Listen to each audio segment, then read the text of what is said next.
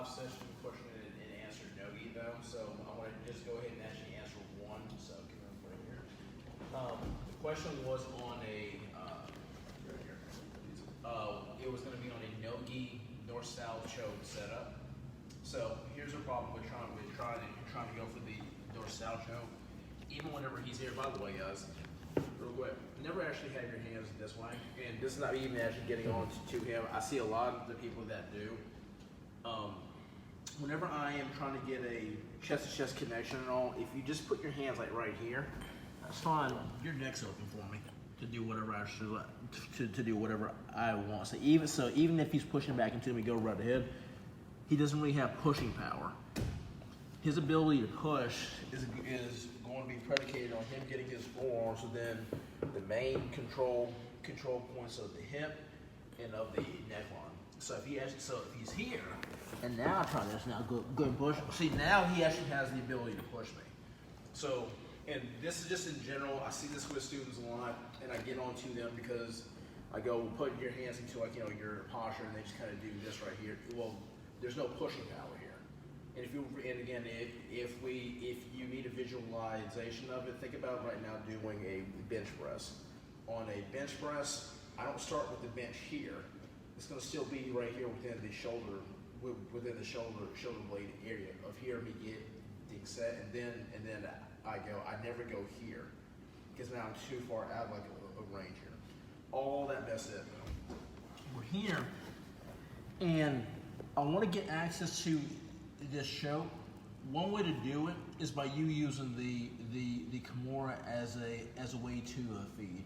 So what we do here, the inside arm, the one that's underneath his arm, we raise that up. The arm that's underneath his head now, it circles out and around, and we raise up and we come underneath here. Now, if my cameraman gets like right here, I'm putting my hand flat right here, right now. Now eventually I will curve up, but right now we will just keep this flat because it's just important though that I keep his arm here.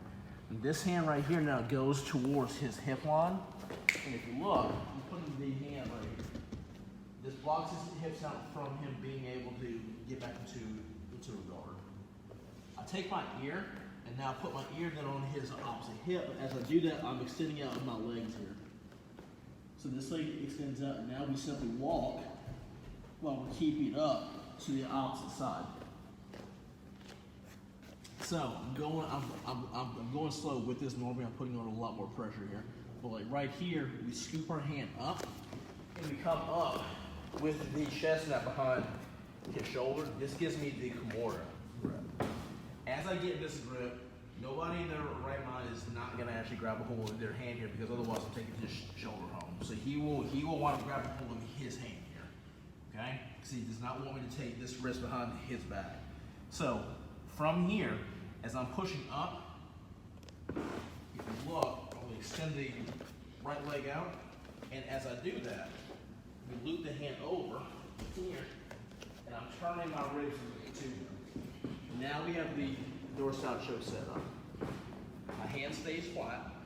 This hand now comes out from his wrist, and we take a C-clamp right around his shoulder area, and now we simply just go down, and now we say palm down, connecting right now, and then this is where the center for the choke happens. So again, from here, the biggest thing is I have to get past both his hands, plus I have to get this shoulder to actually come away from his body. Can I force it out? I can. There are ways, but in general, I just don't like actually having the brute force it here. So again, we're here.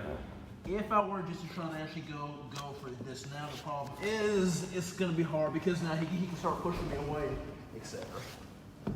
So you'll have people that'll actually lose that. So I really want to get past the first barrier here.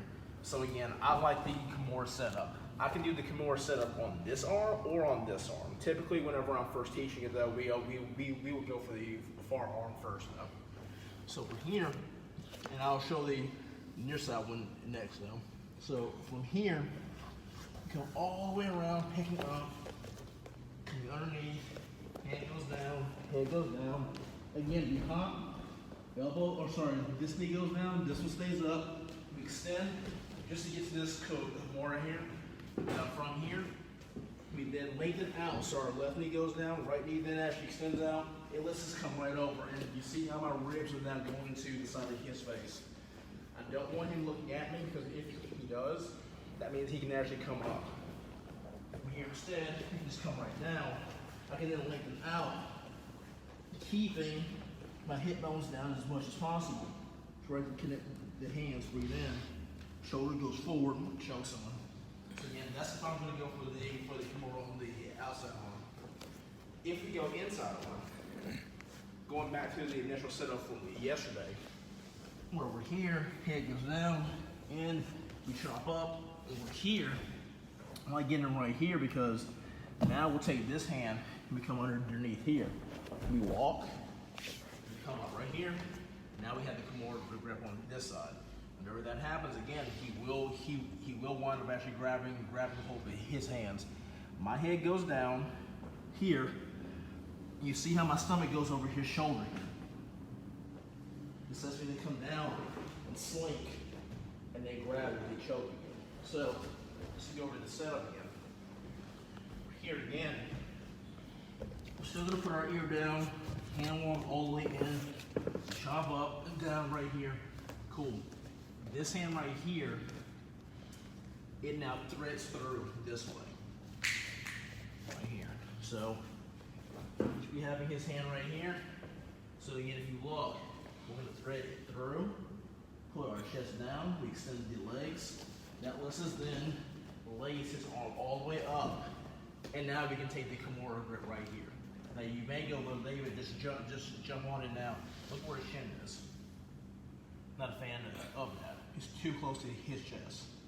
So I put my head down here towards his hip line, but I let my stomach down. See how the side of his shoulders right here? I really want my chest right here. And watch what that does to like his chin. Here and here. It opens him up and it gives me a straight shot here. So from here now I can just shoot back this way, 1 and 2.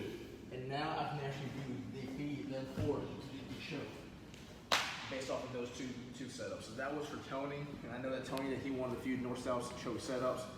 Those are probably the main two I do. If I do the north-south choke, and then I don't have the arm in. Otherwise, you saw the arm in setups Monday though.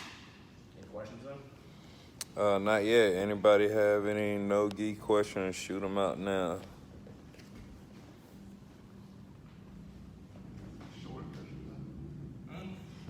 No, well, yeah, that's part of that whole slide that we'll go over on Friday, though.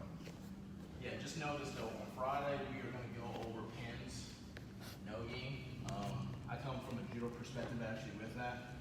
In general, wrestling and judo are just judo, and sambo are going to be great at pins, and you use your pins to be able to get to your control positions for a submission.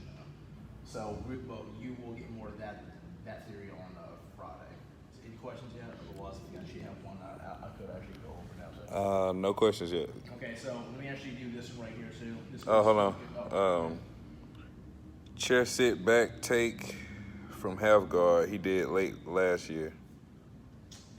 From half guard? Yeah. Judo throw him. Oh, Chris said that. Matthew. Matthew Bo Nicholson says, he said, chair sit back take from half guard he did late last year. It was like a top half guard transition. We went ahead, we went explain that. Let me actually just do like this part right here. Looks like come right here.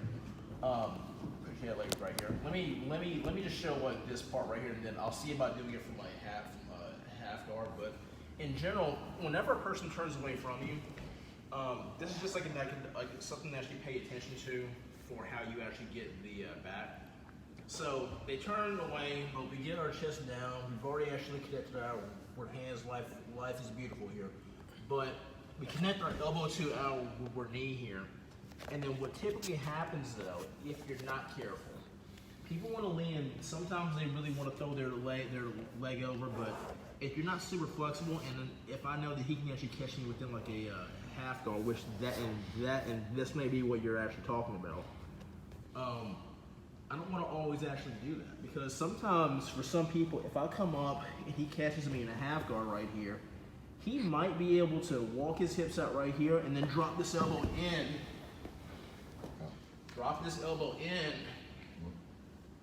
This one in here, and then come up into like a deep half thrust. Okay? So because of that, people that wrestle especially are really good at that. So even if their jiu-jitsu is not that good, they can use that time to just come up on like a single leg though. So because of that, whenever a person goes away from you, I don't like throwing my leg over. I know some people do. Again, it's a little bit athletic and it's a great flare, but once they get tired, that's when they start getting trapped within these half guards here.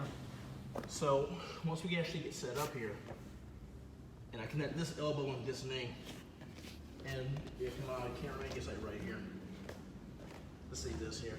What I also don't want to do is just to put the foot up right here and then just sit, because if I happen to just sit, JT can now scoot his hips out, you know, and he can drop that shoulder now, and now maybe he can start coming up right here again.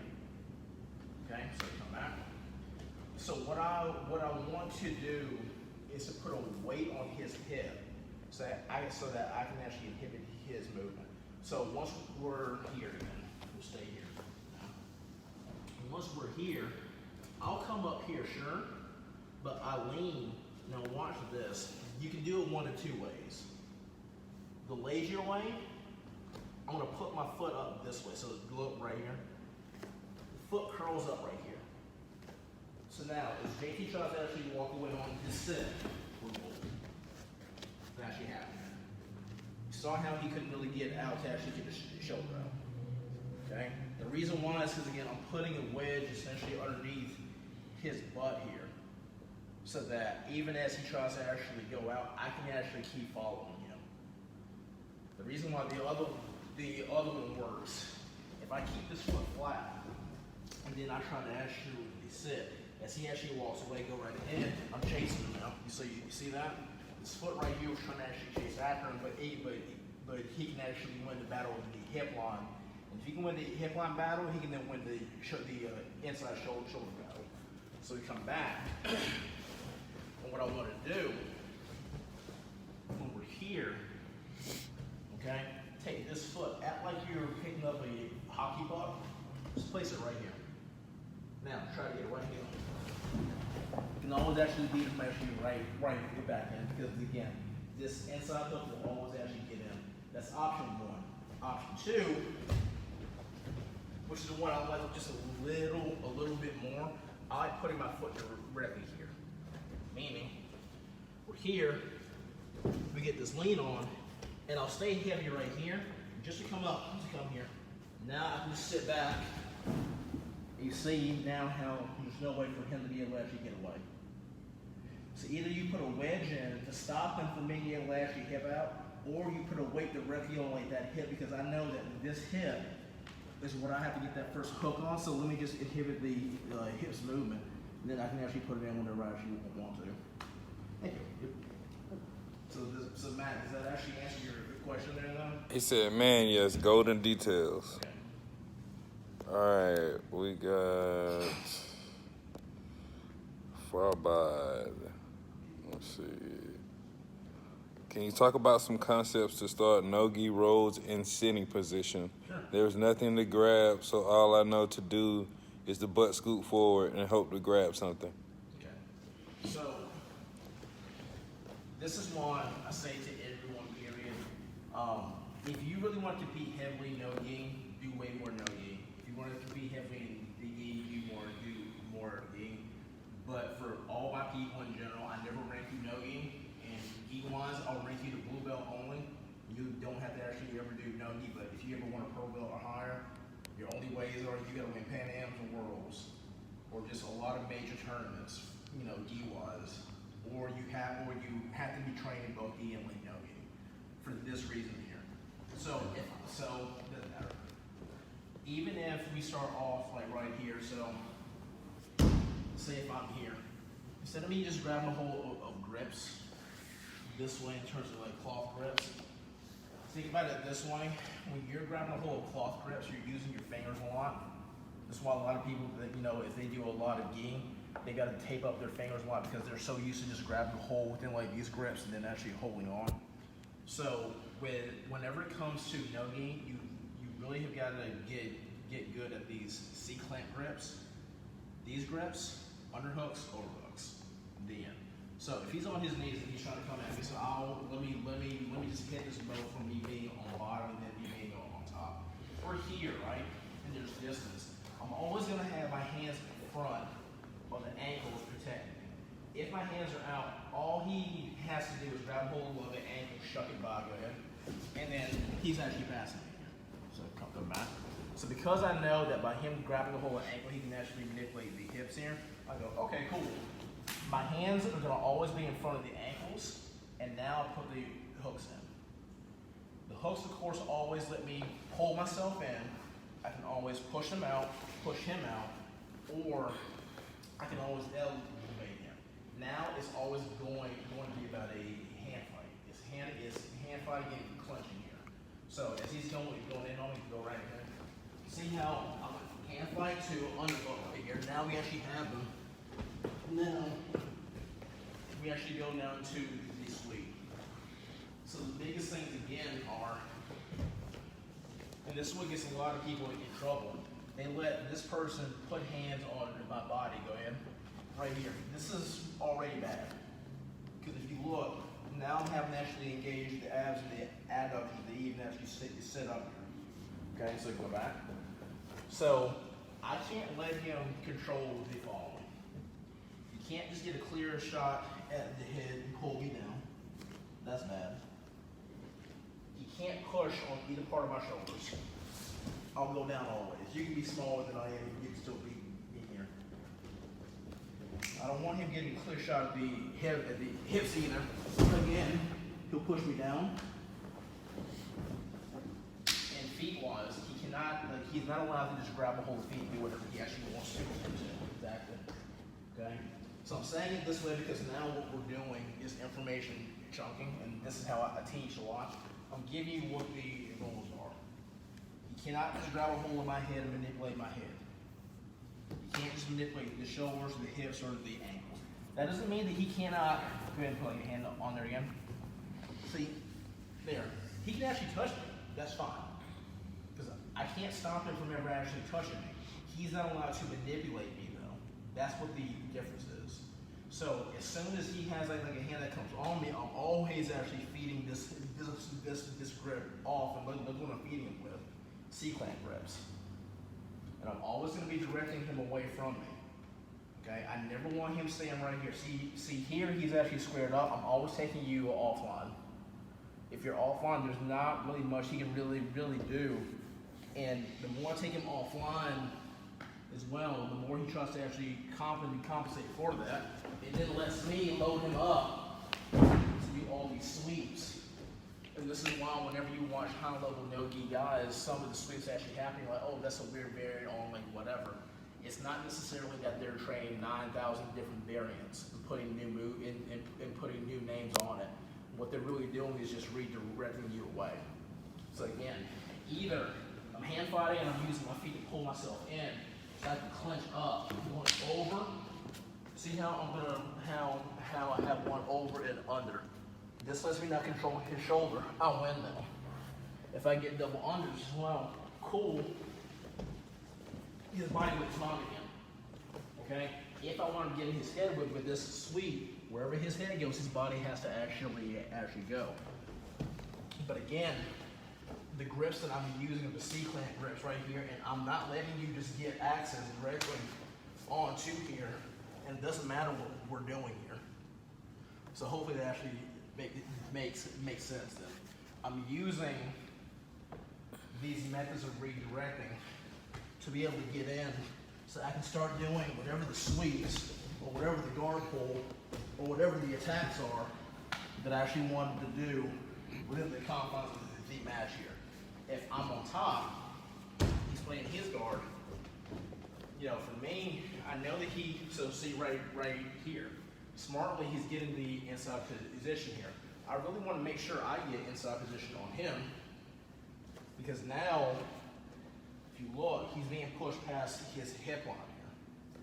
So once we actually have him here, now the movements become a lot easier for me, because again, I'm dominating inside. So if I can dominate inside, I know that it actually opens up the game here. So does it make sense though? He hasn't said anything, but I'm sure it did. Because again, probably 80% of these submissions and transitionary works are the exact same. It's just that I'm not relying on what I would like to call long range grips, meaning if I'm down, let's say if we're playing even with like a gi, stand right up though. Say I can play here. This is a long range grip. Because basically I can have my other 3 limbs free to do whatever. And if I'm doing this, and if I'm yanking like I get enough, if my angle's enough, and especially if I'm strong enough, I can really create a lot of off balance. No gi, I cannot stay here this way, not with like one hand at least, exactly. I can't.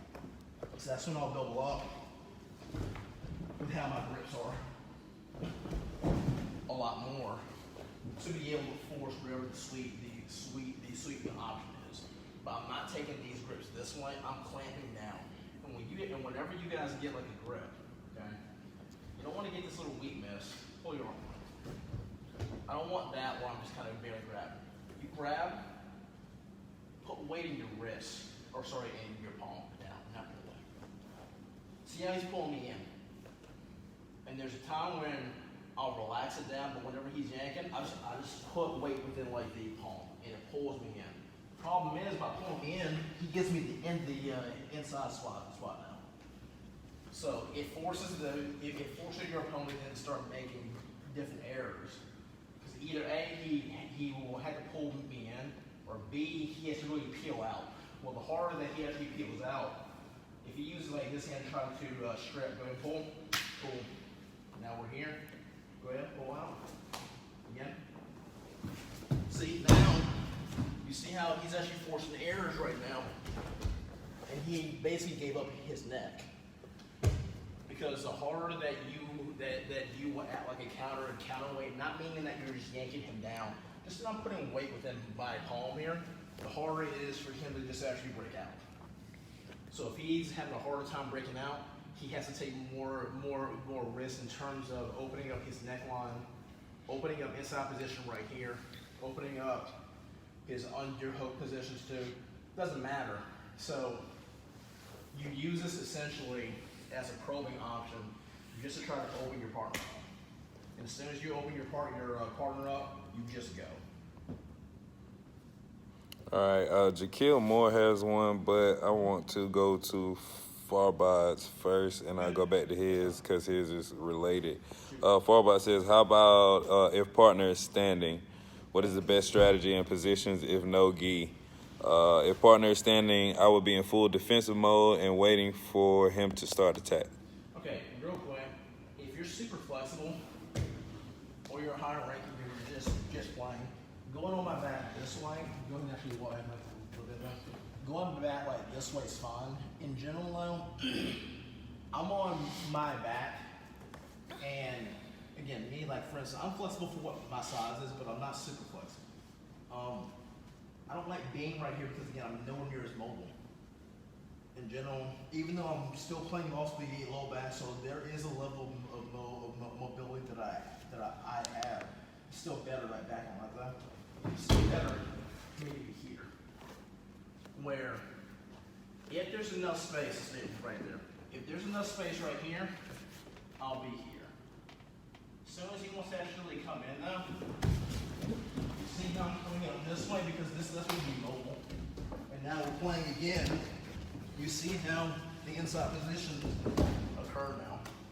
So, in general, I like to be here once I know that we're going to be engaging, because I know that this foot now can actually hook in. And I'll have this hand based in, so I can either push myself in or we can actually strafe each side and push myself back too. So this is why whenever we do if you look at this spot here, this is the technical stand-up spot right here. Mainly because I should always have the option if I don't actually like this spot right here to actually come up. So I'm gonna be here because we're not attached. Because we're not attached, I have to have the ability to move. And again, if I'm flat, right here, I don't have the ability to move around anywhere near this fluid. Yes, I can actually invert and do all of like this, great stuff. But in general, I want to be right here because this lets me be able to move from side to side. You see how he's having to actually reach out, but he's giving me what I want. And now I've caught him with the hooks even, because my feet are going to constantly be active there. So in general, if he's on top, I want to be here, and I'm having the hands do like a few things. The more upright he is, I know then that he can only attack the head and shoulders. So because of that, my feet can act like hooks going 1, 2, whatever. Doesn't matter. If he puts one leg forward, he squats down lower, now I know he has the option of head, shoulders, hips, and here. Now my hands are going to be more here, and I'm going to lean forward more because I'm trying to get this hook, or even 2 hooks, and so that now I can then go underneath, go. Now we actually again have all these different setups to whatever the guards are. Take our partner now. Does it make sense? All right, that works perfect because Jaquil Moore says that's what he gets caught with.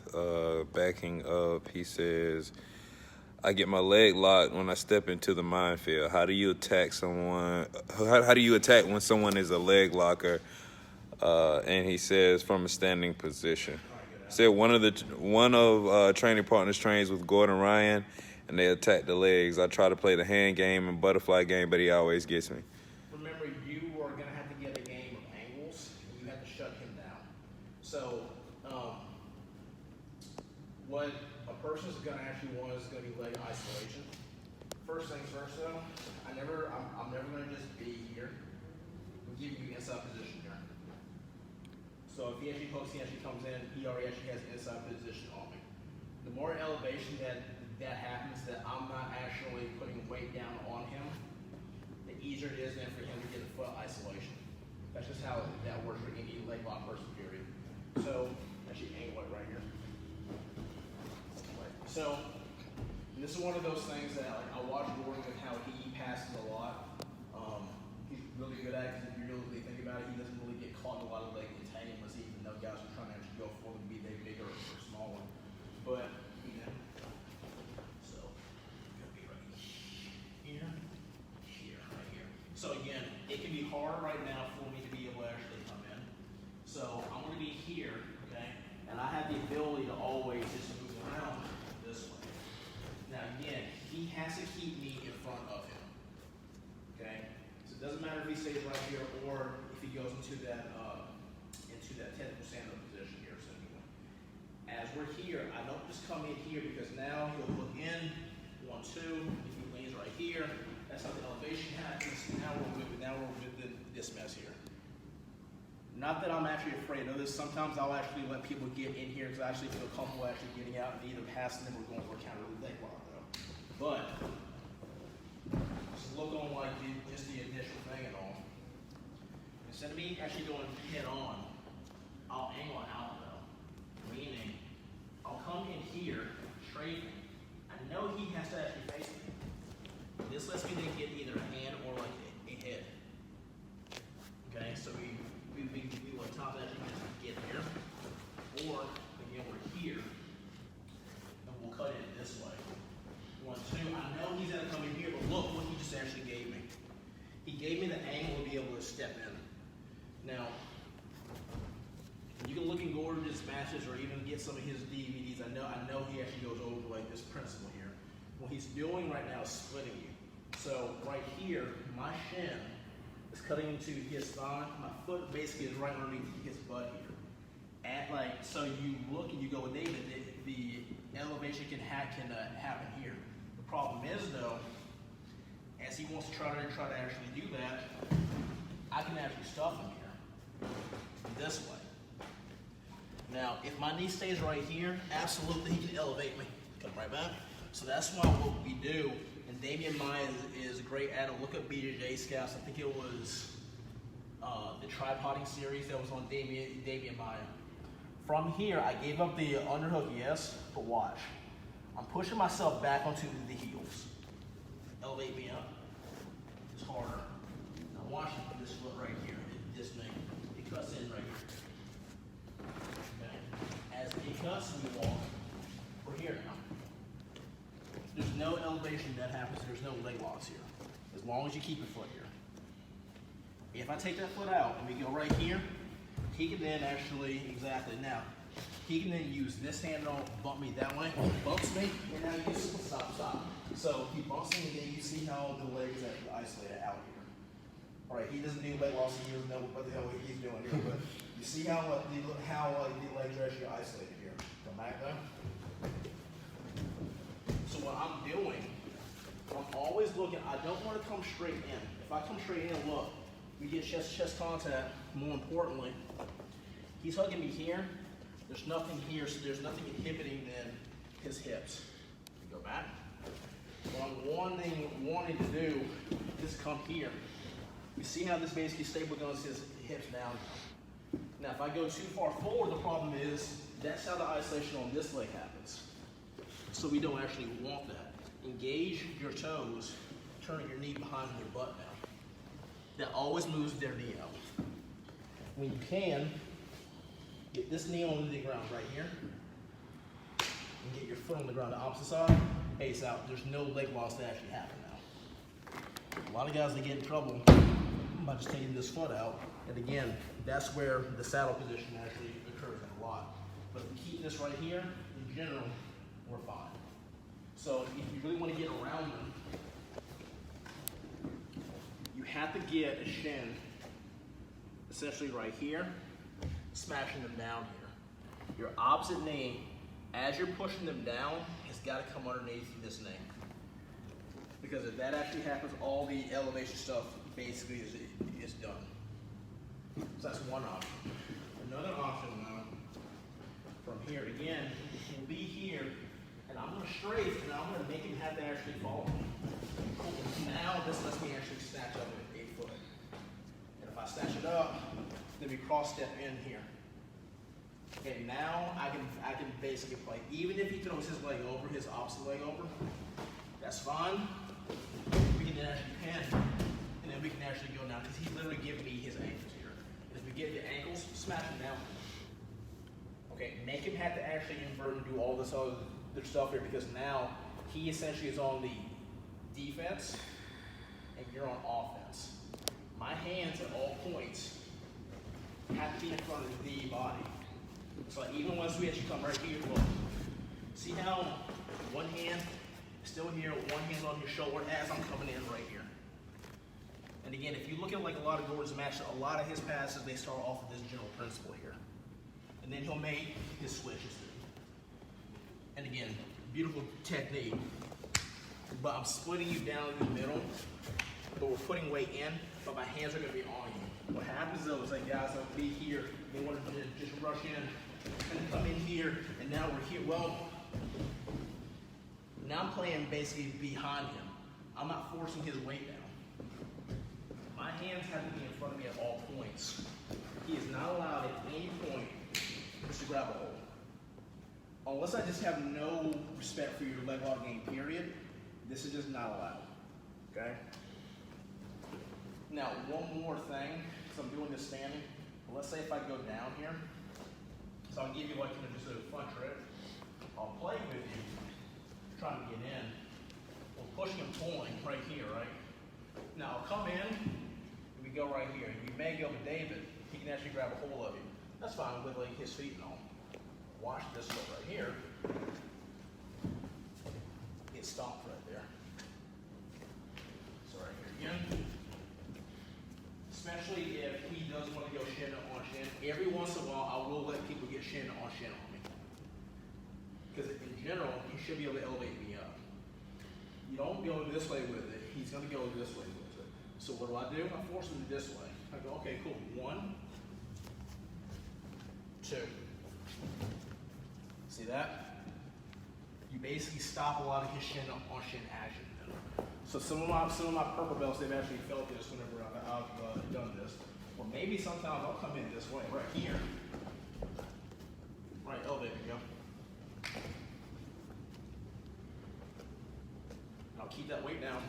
You can't stop me from actually doing like stuff like this here. So again, you really have to be tricky with it. But you're playing with your hands, lead with your knee, let them get a connection. Start moving to like a opposite side cut pass.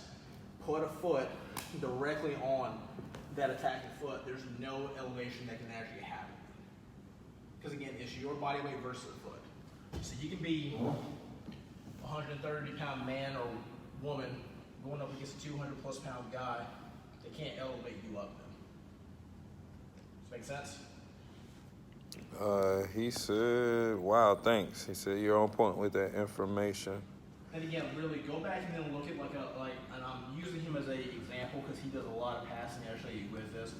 Go and look at a lot of Gordon's matches, or even his brother Nicky's matches too. Like look up Nicky versus the 10th Planet Black Belt that we both follow, really cool, Sarah Rufus. Oh. I'm forgetting what his name is right now. Look up Nicky Ryan versus 10th Planet Black Belt. Was it not Gio? No, it's not Gio. Younger kid. Anyway, but look it up. Because Nicky has a purple belt. He's going up against his nickname is Sarah Rufus. He's actually really good at leg locks too. But watch like the last sequence with how Nicky actually passes him, and you'll see basically these general principles in action then. Because Nicky, no matter what, is leading with his hands, not with his foot. And you'll watch and see how the traps actually happen, and then how he actually passes it. I think he passed him to a arm bar, actually. All right, Farbot says thank you. Yoshi says kick him in the face.